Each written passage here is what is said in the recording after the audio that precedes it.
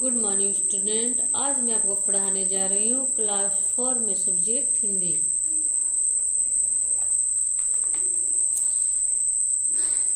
Chapter number 2। पाठ का शीर्षक है सम्मान के अधिकारी।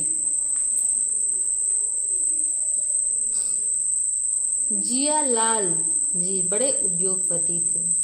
उद्योगपति यानी काम धंधे वाले आदमी। उनके कारखानों में सैकड़ों आदमी काम करते थे। एक दिन कारखाने के प्रबंधक की मृत्यु हो गई। जियालाल जी को इसका बड़ा दुख हुआ। वास्तव में वे महत्वपूर्ण पदों पर उन्हीं लोगों की नियुक्ति किया करते थे जो प्रत्येक भांति गुणवान हो, योग्य हो।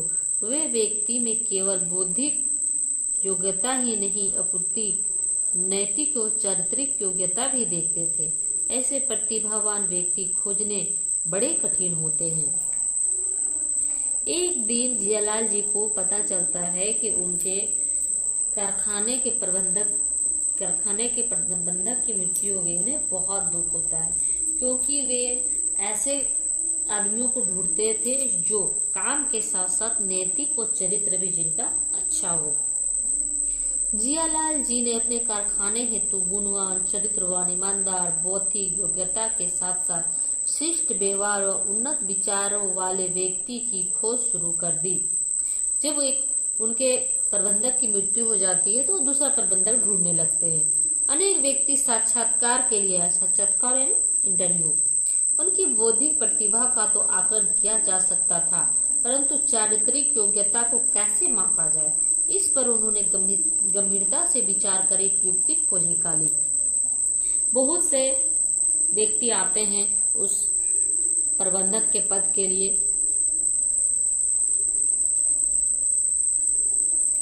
साक्षात्कार के लिए नियत तारीख व समय पर स्वयं जियालाल जी व उनके पुत्र बैठे थे।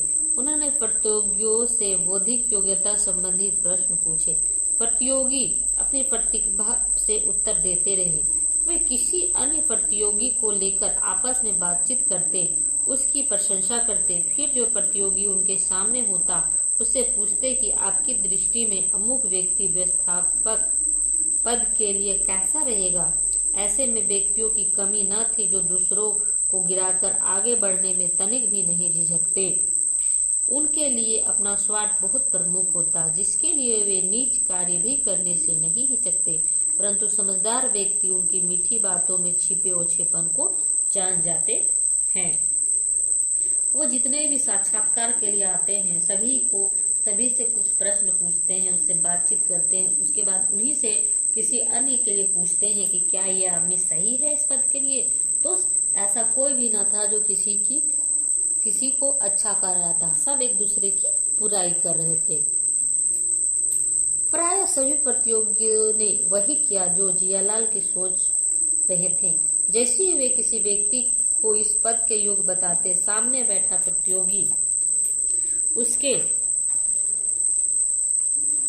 अवगुणों को बताने लगता।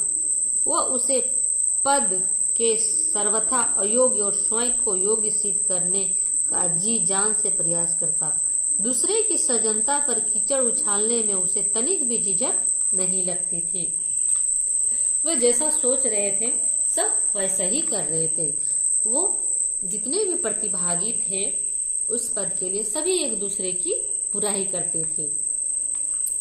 केवल एक प्रतियोगी इसका अपवाद निकला। जब जियालाल जी ने उससे अन्य प्रतियोगियों की प्रशंसा करते हुए उसके विषय में सलाह मांगी तो उसने अन्य प्रतियोगियों की भांति उसकी बुराई नहीं की। उसने दूसरे प्रतियोगियों की प्रशंसा करते हुए उसके गुणों का वर्णन किया। उसने अपनी योग्यता को भी बढ़ा चढ़ाकर नहीं बताया। उसने स्वयं को भी अन्यों से श्रेष्ठ बताने का प्रयास नहीं किया। जियालाल जी ने बहुत कोशिश की, पर उसने न दूसरे की बुराई की और न अपनी प्रशंसा की।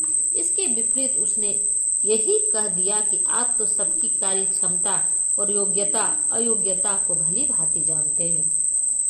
लेकिन एक प्रतिभागी ऐसा था जो वो सबसे अलग था।